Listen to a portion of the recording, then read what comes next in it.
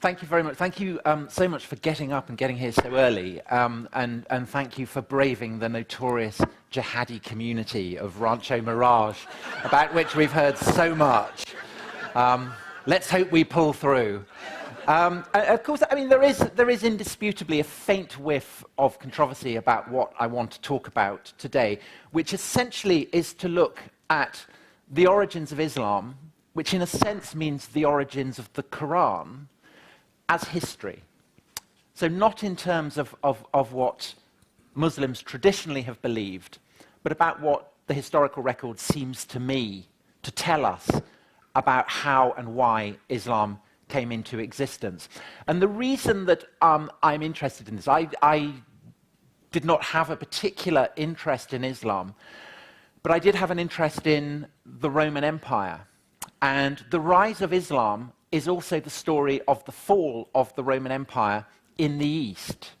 Of course, the Roman Empire in the West, including Rome, falls in the 5th century AD. But in the eastern half, it continues to go strong. It is ruled from the New Rome, the Second Rome, the city founded by the first Christian emperor of Rome, Constantinople. And although we perhaps think of this Eastern Roman Empire as Byzantium, we call it the Byzantine Empire, that is not what the people who lived in Constantinople called it. They called it the Roman Empire. They saw themselves as Roman, albeit that they did it in Greek. They called themselves the Romaeoi. So as well as being the heirs of Rome, there's a sense in which the Eastern Roman Empire in the 6th century AD is the heir of classical Greece as well. So in the Eastern Mediterranean, in the 6th century AD, it looks like the ancient world. The Greeks, the Romans, they're still going strong. And looking at the Fertile Crescent, so towards Iraq, towards Iran, there also, the world looks recognizably ancient because the great enemy of Rome in the 6th century AD, as it had been for 300 years, is a Persian Empire. The Persian Empire ruled by the house of Sasan, so it's called the Sasanian Empire. And this Persian Empire is self-consciously the heir of the first Persian Empire, the empire of Cyrus and Darius and Xerxes, who had fought the Greeks at Thermopylae and Salamis. And that empire, in turn, was raised on foundations laid by the Babylonians, by the Assyrians, going right the way back to Samaria, to the very origins, really, of urban civilization in the Near East. So the combination of these two great empires, the Roman and the Persian, still going strong in the 6th century AD, it makes the world look like antiquity, like the ancient world. And then the traditional sense of what happens is that in the 7th century, everything changes. The traditional story is that a prophet emerges, he preaches a new religion, the Arabs erupt out of the desert, they've got the Quran in one hand, they've got the sword in the other. They're always sort of, that image, I always wonder how on earth did they then ride their camels if they were doing that. And basically, before you can say Allahu Akbar, the conquered provinces of the Roman and the Persian Empire in the Middle East have been transformed into stage sets from the Arabian Nights. And the Middle East has suddenly, kind of overnight, like switching on a light switch, has become medieval, it's become Muslim. And I think there is always in history a kind of temptation to imagine that things do change very, very rapidly. And it may be that, so things like the inauguration last week, it kind of gives you the sense that everything, Donald Trump comes in, Obama goes out, everything changes. But of course, you know that it doesn't. The continuities are, in a sense, far more significant than the changes. And going right the way back through American history, you can see that before and after the Civil War, profound changes, and yet the continuities are in a sense, even more significant.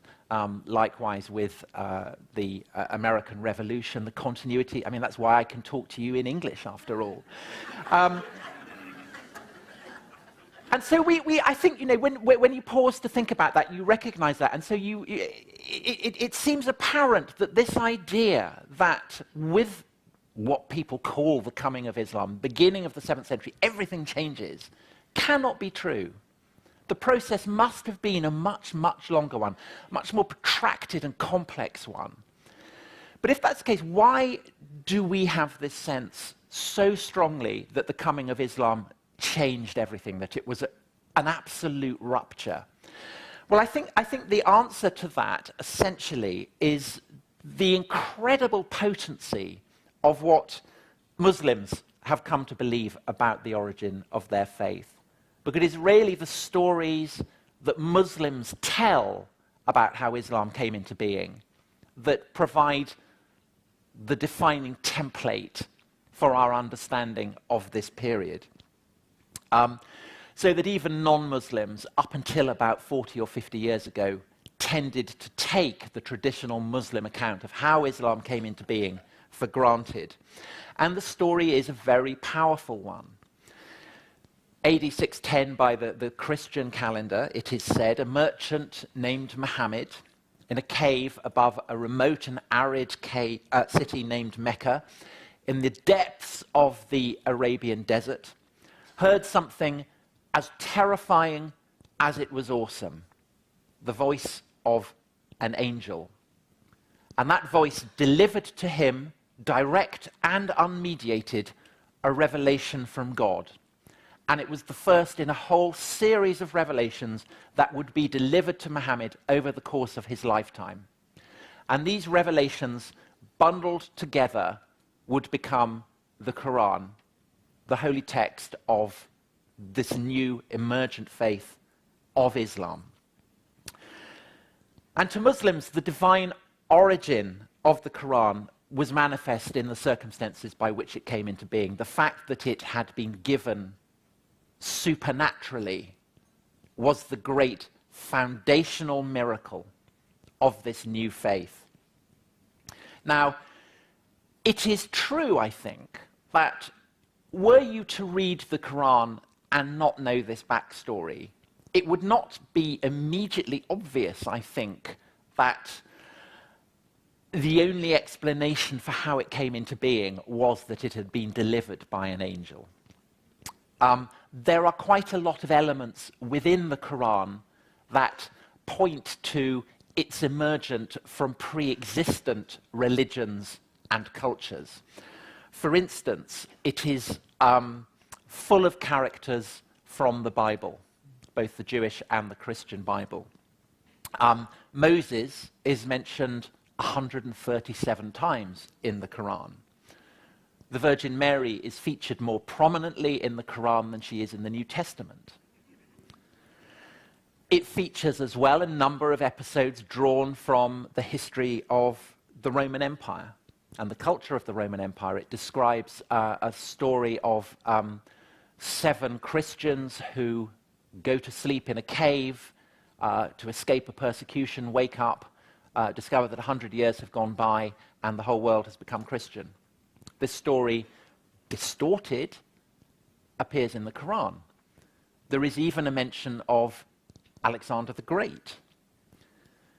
So I think that if you read the Quran and you do not know the backstory, you would think this is recognizably a text that has emerged from a given place and a given time. But there's a problem in following through the implications of that because of what Muslims tell us about how the Quran came into being. Because what the key factor about the traditional account is that Muhammad receives his first revelations in Mecca, and Mecca stands at a fabulous remove from the world of the Roman Empire, from this culture, this melting pot of Jewish and Christian and Roman traditions. Mecca, we are told, stood in the middle of a desert, and its inhabitants, we are also told, are pagan. According to Muslim tradition, there are no Jews, there are no Christians in Mecca. There were not communities from which Muhammad could have picked up these stories, according to the traditional Muslim account. And what is more, we are also told by Muslim tradition, despite the fact that actually it's contradicted within the Quran, but we're told in Muslim tradition that Muhammad was illiterate. So there was no prospect of him curling up with the Bible, picking up a few stories, a few references to Moses or the Virgin. And if that's the case, if Muhammad comes of age in a city that is pagan, that is 1,000 kilometers from the frontier with Palestine, if he is illiterate, then how on earth are we to explain this text, which is full of all these sophisticated cultural references, except as a bona fide miracle? It would seem, if we are to rely on the Muslim account of how the Quran came into being, that the divine must indeed have penetrated this mortal sublunar world of ours. And the parallel, I think, very interestingly, is with what Christians believe about the coming into the world of Christ. Because just as it is the blood and muscle of Mary's virgin womb that, in the opinion of Christians, had nurtured the coming into the world of Christ, so likewise in the opinion of Muslims, was it the spreading, almost prophylactic sands of Arabia, which had served to preserve the Word of God over the course of its protracted delivery in a fit condition of untainted purity. In other words, just to sum up, to make the point clear, if the Muslim traditions that tell us about how the Quran came into being, where Muhammad grew up, what kind of city Mecca was, if those traditions are authentic, then there is essentially no way of explaining the origins of the Quran except as coming from some divine entity. Which, of course, is fine if you're a Muslim. But if you're not, you might well say, well, okay, these are interesting stories, interesting traditions. Where do they come from? What are their origin? What are their date? And this is where it gets interesting. Because I said that I didn't originally approach this topic as in any way a specialist in Islam. And so I had assumed, based on the fact that there are so many books published about the life of Muhammad, about the origins of Islam, that there would be an enormous amount of biographical material telling us about the life of Muhammad. There is a wonderful quote from Salman Rushdie, of all people, where he says about Muhammad, and he's comparing it to Jesus. He says, we know almost nothing about Jesus, but with Muhammad, we know everything, more or less. We know where he lived, what his economic situation was, who he fell in love with.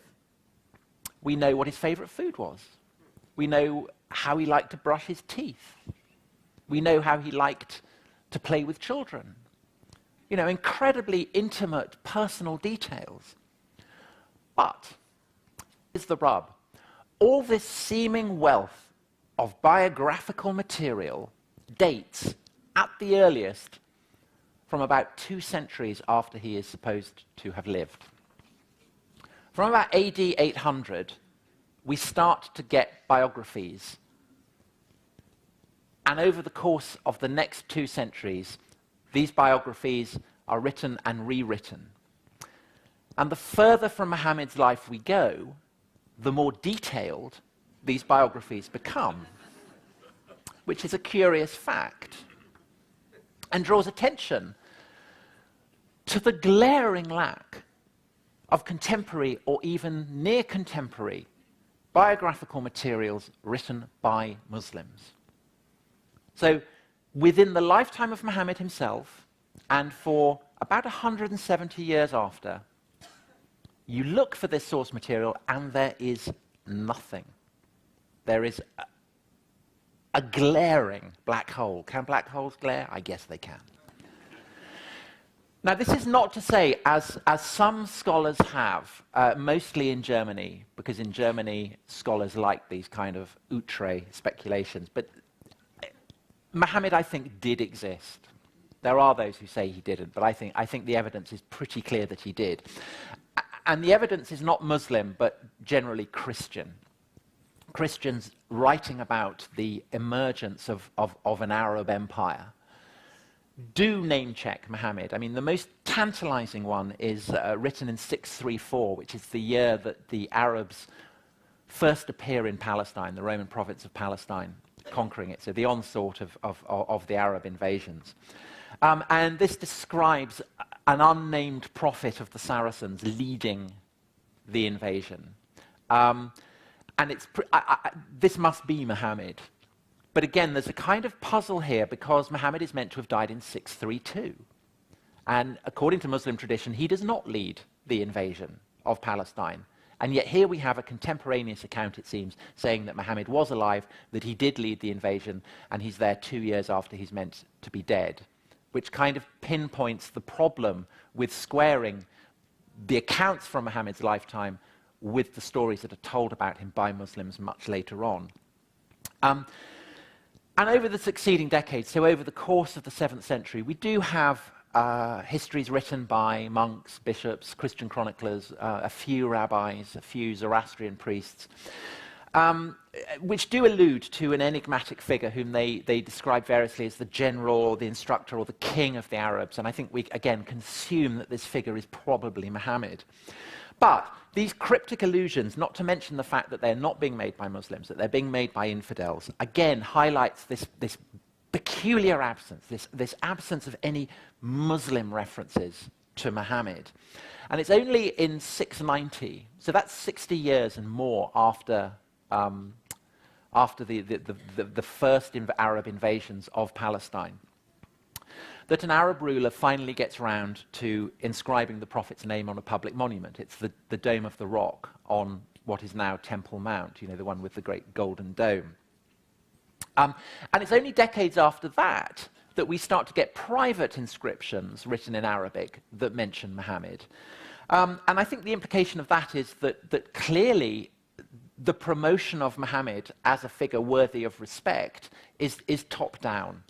It's being promoted by the kind of people who are building the Dome of the Rock. It's not rising up from the soil. And as I say, it's only in 800 that we start to get biographies written of Muhammad that have survived into the present day.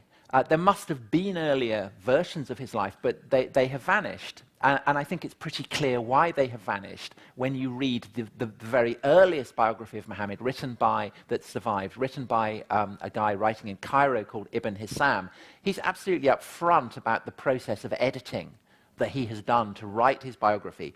And he says that things which it is disgraceful to discuss, matters which would distress certain people, and such reports as I have been told are not to be accepted as trustworthy, all these things have I omitted. So he's basically saying anything that doesn't fit his understanding of who and what Muhammad was, you know, he's got rid of them. And what that was, we have no idea because it hasn't survived.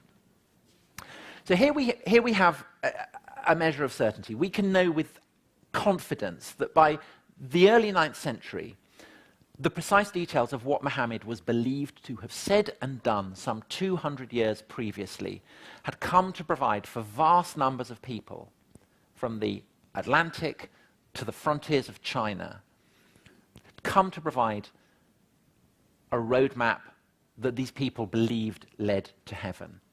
They believed that God had seized personal control of world affairs, that the world had been set upon an utterly novel course, that in the lifetime of Muhammad there had indeed been a drastic and utter rupture with the world that had existed before that. And that therefore no explanation was needed for the origins of Islam and for the collapse before the Arab armies of the Roman and the Persian empires that did not ultimately derive from God. And in the 10th century, a Muslim historian who was who was writing about the conquests, exulting in them, saying that it demonstrated how God had indeed favored the Muslims. He described how they had conquered the Roman and the Persian empires. We went to meet them with small abilities and weak forces, and God made us triumph and gave us possession of their territories.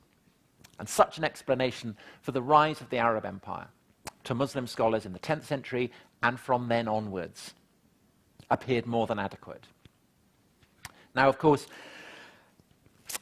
to historians who are not Muslim, and particularly to historians who have been raised in a kind of secular tradition, post-Enlightenment tradition, a tradition that you do not look to the supernatural, you do not look to the divine to explain why things have happened, that you explain religion in terms of human motivation rather than divine authority. Just saying, well, it happened because God wanted it to happen, is inadequate as an explanation. And so that's why, over the past few decades, really since the 1970s, when scholars try to understand how and why it was that a Christian Roman Near East became a Muslim Arab one, they turn for explanations not so much, as historians used to do in the West, to the biographies of Muhammad, to the histories, to the commentaries on the Quran, written by pious Muslims centuries after the events they describe, but to the context of the world into which Islam was born. A world that is called by scholars late antiquity. So it's the world, it's the late autumn of the ancient world, when the leaves are starting to turn yellow, starting to fall from the trees. Not an illusion I know makes no sense here whatsoever, but to those of you from New England, I hope you know what I mean. Now, to explore the way in which Islam might have derived from the world of late antiquity is a huge topic, and it would require an entire book to explore it. And by great good fortune, such a book does exist and is, I believe, available for sale after this talk. But just perhaps to tempt you and persuade you that it might be worth investing your dollars in this book, I thought in the time left I'd cover just some of the areas in which I think it makes sense to see the coming of Islam not as a clean break with what had gone before, not as a kind of guillotine dropping on the neck of the ancient world, but rather as a kind of bloom sprung from its seedbed. And as we all know, as I said at the beginning, as was broadcast in the newspaper coverage of this talk, it is a sensitive business. And that being so, I will leave the more combustible propositions to the end and begin not with the religious dimensions of the replacement of the Roman and Persian empires with an Arab one, but with the geopolitical ones. And I think that there are sort of interesting echoes here of what is happening in the Middle East at the moment. The traditional narrative, as I said, has the Arabs erupting from the depths of the desert. These are warriors who are pristine, who are pure, who are untainted by contact with the corrupt empires in the Fertile Crescent. But this is not true. The facts are vastly more complex and vastly more interesting. And if we want to understand what happened when the Arabs conquered the Roman and the Persian empires, we need to look at the whole history of the Roman Empire, West as well as East, because the challenge for emperors right from the heyday of the Roman Empire was to control the frontiers, particularly in the West, so along the Rhine, along the Danube. The lands beyond these frontiers was not worth the effort of conquering. And so what the Romans did was to establish garrisons, to establish frontiers, and every so often they would send punitive expeditions out to beat up the natives. But it was kind of easier, basically, to hand out bribes, to employ the natives beyond the frontier as mercenaries, basically to pay these tribal leaders to behave themselves. And gradually, over the course of the centuries, the result of this was that these, what had previously been scattered tribal entities, began to cohere. They became richer, they had absorbed Roman military techniques, and in the 5th century, when the Roman Empire imploded into civil war, these tribal communities had become sufficiently Roman, had become sufficiently effective as fighting and civic forces that they were able to cross the frontier and essentially take command of what had been the Roman provinces. Now, that doesn't happen in the East because in the desert there are not enough nomads, there are not enough Bedouin to do this. And that's one of the reasons why the Roman Empire in the East survives when the Roman Empire in the West does not. And that enables the Roman emperors in the 6th century from Constantinople. They retain a sufficient military base that they can contemplate reconquering the West. And under the greatest emperor, Justinian, who builds the mighty cathedral of Hagia Sophia in Constantinople, which still stands there, one of the great buildings of the world, it looks as if the Roman Empire is making a comeback. Roman armies reconquer North Africa, Sicily, Italy, even bits of Spain. You know, it looks as if Rome is indeed going to be made great again. But then a series of catastrophes overwhelms the Roman Empire in the East. In 541, a devastating plague breaks out. It begins in Egypt and it spreads with a devastating rapidity east and west. And there's been a lot of debate about how bad it was. Contemporary sources say that anything up to a half the population of the world died. And people had always thought that this was an exaggeration. But about a decade ago, corpses of people who had died in Germany of this plague were found and were discovered to have died of Black Death, of the plague. So the implication of that is that the impact of this plague in the mid-6th century would have been even greater than that of the Black Death, in which a third of the population of Europe died. So utterly devastating. And particularly devastating for the Romans because they were an urban civilization. And cities are always incubators of disease, far more than deserts. And the corollary of this was noted by a Roman commander who observed that while the empire's once countless military units have dwindled in number, the plague, that ally of war, has not so much touched the rancorous tribes of the desert. So what you have is, almost for the first time, a sense that there is a balance of power between the nomads of the desert and the armed forces governing the settlements of the Fertile Crescent. And what makes it worse for the Romans is that the plague has also, as well as destroying the military base, it has also destroyed the taxation base. There isn't enough money to keep things going. And so there's this kind of massive process of closing everything down, roads, fortifications, garrisons. And in the Fertile Crescent, what happens is that the Romans essentially mothball their fortifications along the frontier with the desert, along the Palestinian and Syrian border. And these citadels, these fortresses, are abandoned to jackals and to weeds and to hermits. And the defense of that line is subcontracted out to Arab mercenaries.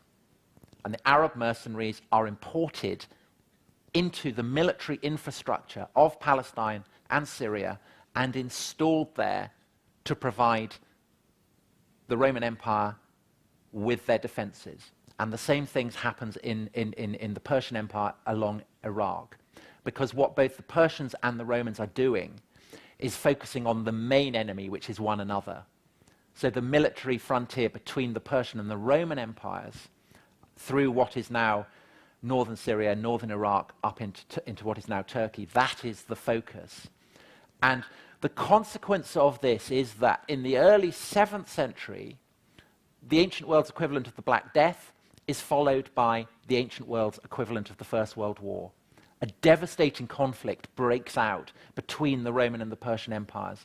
You know, a Cold War had been going for centuries, but this is absolutely devastating. And the war lasts for decades. And although it's the Romans who ultimately emerge victorious, there was a point where it looked as if the entire empire would go under. For a generation, Syria, Palestine, Jerusalem, Egypt fall under Persian occupation.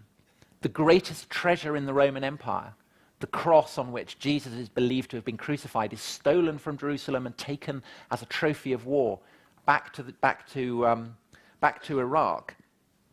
And for the Arabs, the implications of this are immense, because suddenly the supply of gold that their paymasters in Constantinople had been paying them has been cut off.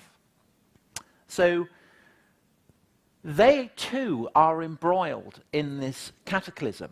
So you have war, you have plague, you have financial collapse, and this is a period when everybody in the Near East takes for granted that things that happen because God wants them to happen.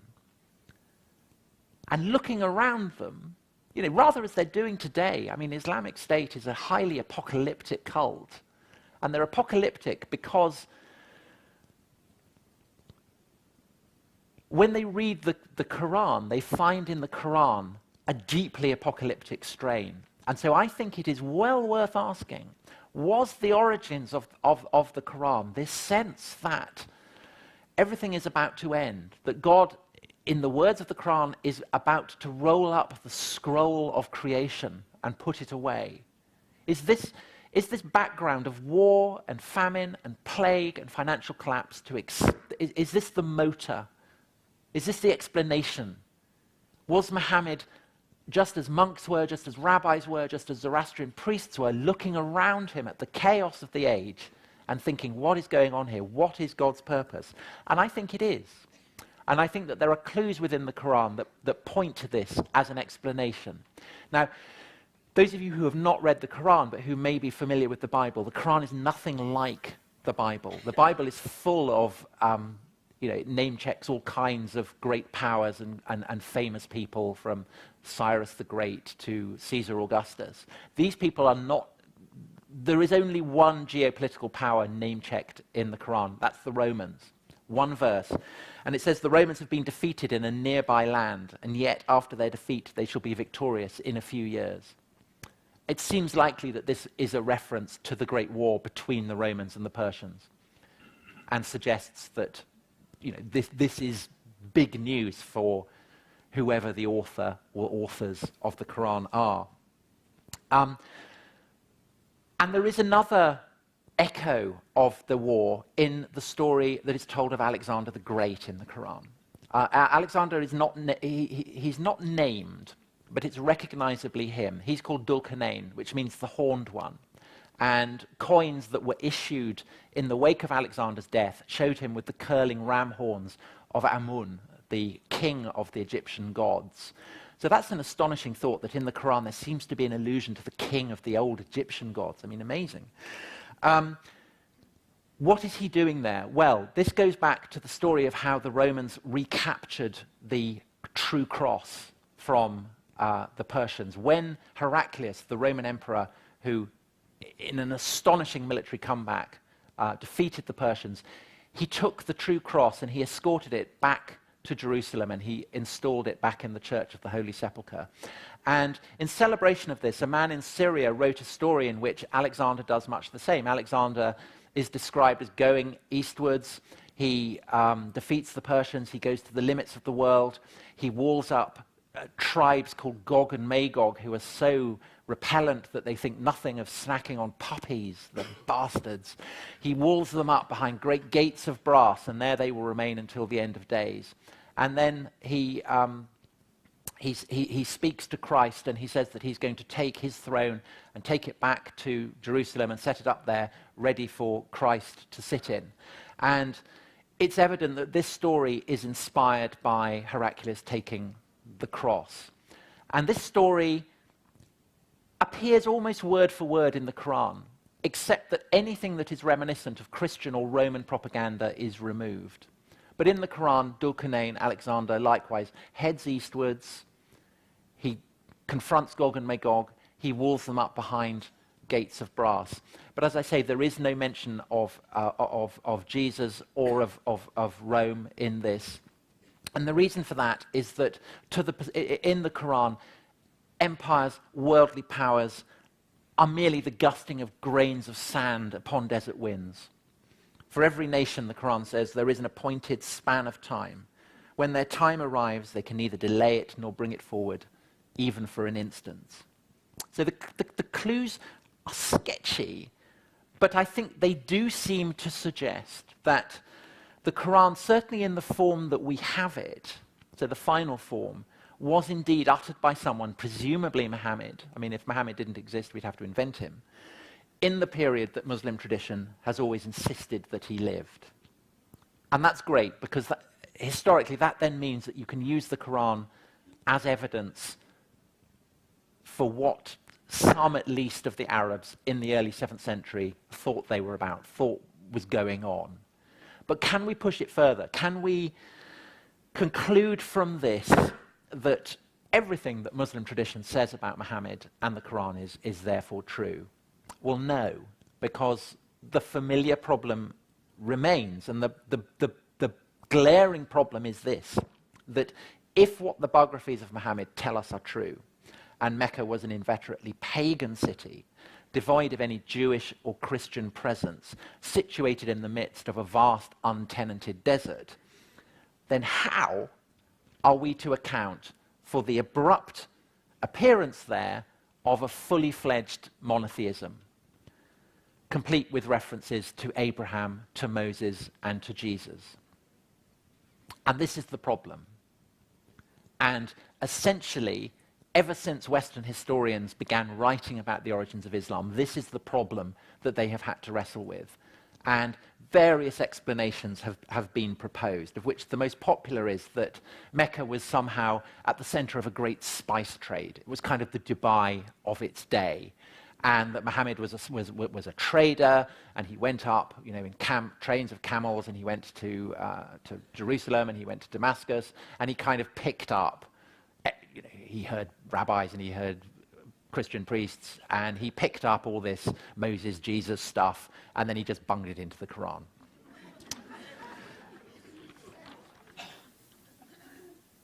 This is inadequate as an explanation. And it's inadequate for a number of reasons. Firstly, the relationship of the Quran to the Jewish and Christian scriptures is far more sophisticated. There are a lot of very, very sophisticated echoes in it. This is not a guy who is just overhearing something about Moses and putting it in.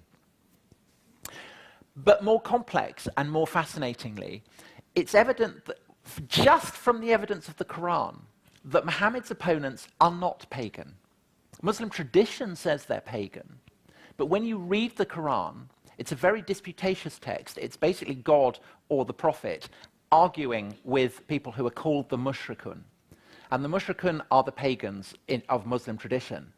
But from the evidence of the Quran, it's evident that they too are monotheists, that they too know who Abraham and Moses and Jesus are.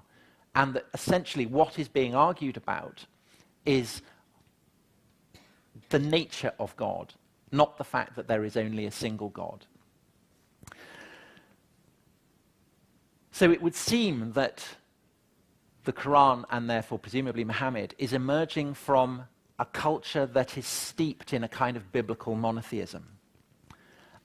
And what's oddest of all is that many of the traditions, the Christian traditions in particular, that are being cited are very ancient.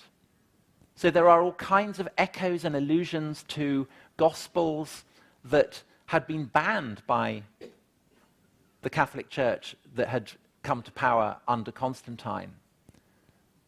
Texts that we only know of because they've been dug up in Egyptian deserts, and yet you find echoes of them preserved within the Quran. There are even, it seems, echoes of texts that were found among the Dead Sea Scrolls. So there seem to be kind of, it's almost like the Quran is a wall of sediment in which fossils have been embedded. And what are they doing there? Where have these ancient texts come from? And it's very, very mysterious. But it's clear, I think, that the Quran, far from originating at a remove from this world, is like a kind of enormous lake into which all kinds of streams, all kinds of traditions are flowing and mixing, and certainly creating something new, but the constituent elements clearly come from the ancient Near East. And that begs the obvious problem. Well, what is going on here? How can the Quran have emerged in this way if what Muslim tradition says about Mecca is true? And I think the answer, the way you cut the Gordian knot, is actually to say the Quran did not originate from Mecca, or at least Mecca that we, in Saudi Arabia where it is now, where Muslims go on pilgrimage. Basically, they're going on pilgrimage to the wrong place, I think, is the implication. This is where I duck. The evidence seems to me, and certainly not just to me, I am building this on the back of a lot of great scholarship. But the evidence seems to me to point to an origin for the Quran to the north of Mecca, basically along the desert frontier of Roman Palestine. You remember that verse I read out about the Romans have been fighting in a nearby land. The implication of that is that it's a nearby land, that the guy who is writing this is on the frontier of Palestine. But also, if you wanted one place in the world in the early 7th century, there would have been old Christian and Jewish traditions preserved. It would have been the deserts beyond the Holy Land, because the Holy Land for Jews and for Christians is a place where traditions are preserved. And as both Jewish and Christian orthodoxy becomes more and more punitive and heretics are pushed out to the limits, they have nowhere to go except out into the Palestinian deserts. So if you wanted to find Jewish and Christian texts that have otherwise vanished from the Roman world in the early 7th century, the one place I think you would go would be the desert fringes beyond Palestine. Now, the obvious stumbling block here, of course, is, well, what about Mecca? Why do Muslims end up thinking that Muhammad came from Mecca? And again, the solution to this puzzle, I think, lies in the Quran, lies in reading the Quran, not in the context of what Muslims say about it, but just nakedly as a text in its own terms. And when you look at that, you find something very strange. The first is that there is only one mention of Mecca in the whole of the Quran. And it is not at all clear what Mecca is. It might be a city, it might be a village. It seems likeliest actually to be a valley. It seems to be a description of a valley. Only one mention. And then you look at other ancient texts for a mention of Mecca, and the earliest datable reference to Mecca outside of the Quran, when do you think it is? 741. So more than 100 years after Muhammad is supposed to have died. And do you know where Mecca is placed in this text that mentions it in 741? The deserts of Iraq. Not placed in Arabia at all. And then you look at the descriptions of the mushrikun, the opponents of Muhammad, the people who, according to Muslim tradition, are meant to have lived in Mecca. They are described as agriculturalists. They're described as farmers. They're keeping cattle. They're growing olives. They're tending vines. There are no cattle in Mecca. There are no vines. There are no olives. It was impossible for the olive that grew at that time to be grown in that far in Arabia. It was a Mediterranean crop. So the evidence seems to point to the strong likelihood that the opponents of Muhammad, at the very least, are living in a Mediterranean region. And then there is one final, I think, clinching clue, because just as the Quran does not mention great powers, great people, so also does it not really mention recognizable geographical locations. There are only 7 place names mentioned in the Quran. But there does seem to be one key pointer to where the mushrikun, and therefore by extension Muhammad, lived. And it derives from the story of Lot in the book of Genesis. You remember Lot is the nephew of Abraham, and he goes to live in the city of Sodom, and the Sodomites offend God for all kinds of reasons and are wiped out. And Lot and his family escape, his wife looks back and gets turned into a pillar of salt. And this appears in a kind of refracted way in the Quran. This is God speaking. Remember when we delivered Lot and all his household, except for an old woman who was left behind. Then we destroyed the others, i.e. the Sodomites. You pass by them morning and night. Will you not understand? You pass by them, the Sodomites, morning and night. So where were the Sodomites to be seen? Well, we know exactly where the Sodomites were to be seen because in the early 7th century there was a chapel built to Lot on the site. It's on the southernmost tip of the Dead Sea between what is now Israel and Jordan.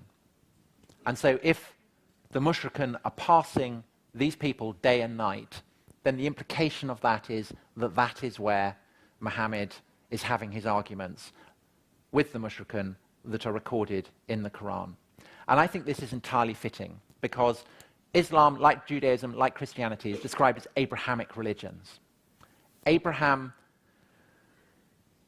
the legends that are associated with Abraham in late antiquity were focused on the Promised Land, so Palestine, and in the deserts that lay beyond it.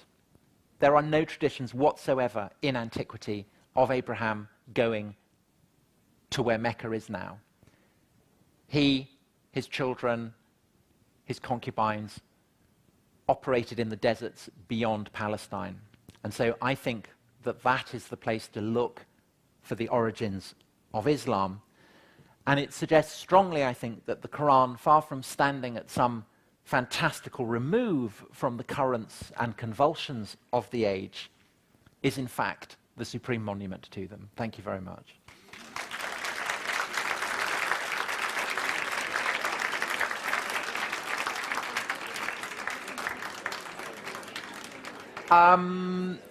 If anyone has any questions, I have five minutes. If anyone does have any questions.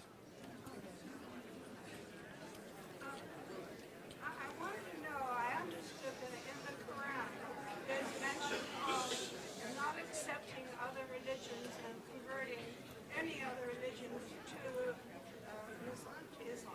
Is that true? Is that in the Quran? Okay, the question is, what is the attitude of the Quran to other religions? Very topical because it's having a measurable impact on the lives of people in the Middle East at the moment. The answer to that is that the Quran is well aware of the existence of other religions, and it's aware of the fact that the Jews and the Christians have the same prophets. And so the Quran mandates that Jews, Christians, and a mysterious people called the Sabaeans must be tolerated. They must be allowed to practice their religion as they wish, but that they must acknowledge their inferiority in exchange. So they must pay a tax called the jizya, and as they pay the jizya, they must bow their heads and acknowledge their submission. Everyone else, bad news. Pagans, they have to go.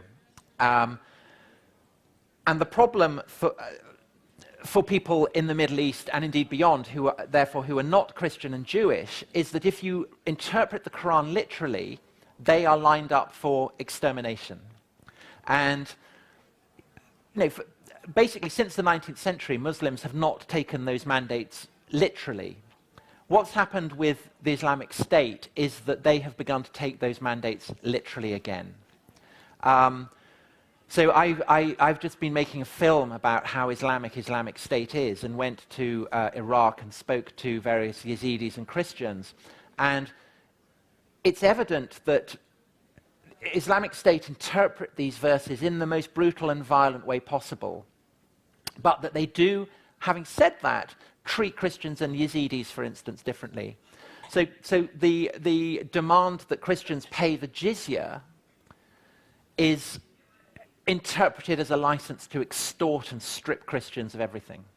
So when ISIS moved into Mosul, they essentially took over all Christian property and expelled the Christians, but they didn't kill them.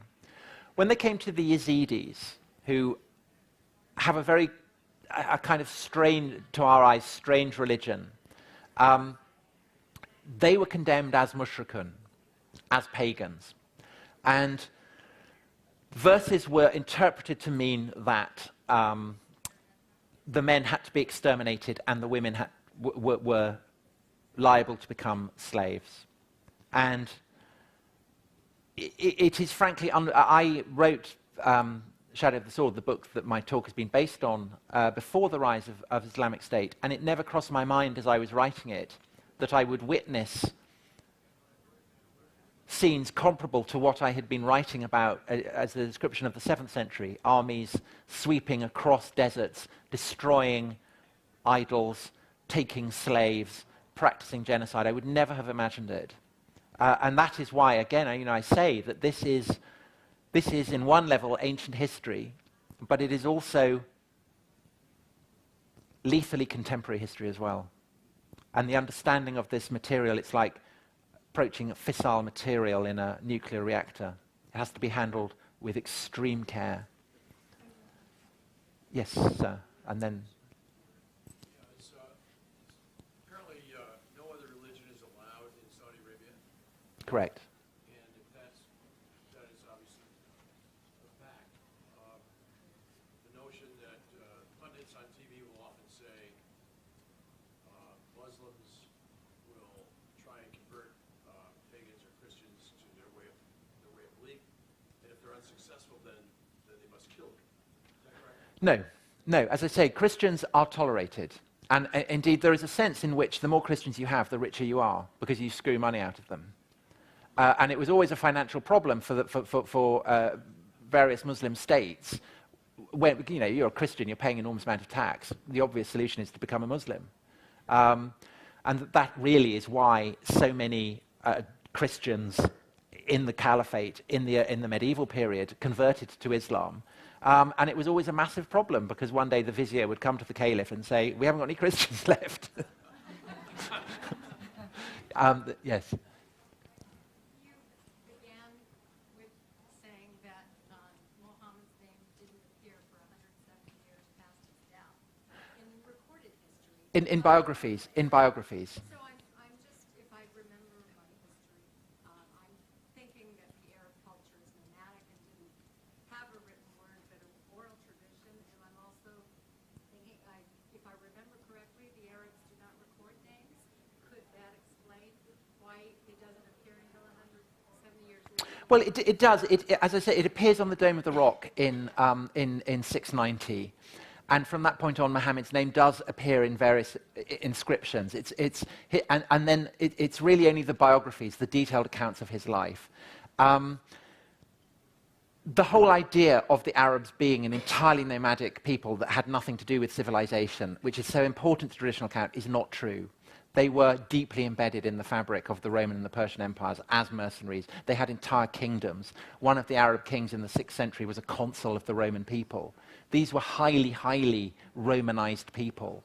And that, I think, is really the explanation for what happens, is that just as in Western Europe, barbarian leaders are barbarian. They're not calling themselves Roman, but they are dressing themselves up in Roman robes. They're building Roman buildings when they can, because Rome is the archetype of power. So in the same way, that's what the Muslims, or the Arabs who become the Muslims, I don't think that something called Islam comes into being until about 850, really. 750, sorry. What they are doing is manufacturing a religion that explains why God has given them this vast empire. And that evolves over time. It's basically a kind of, it's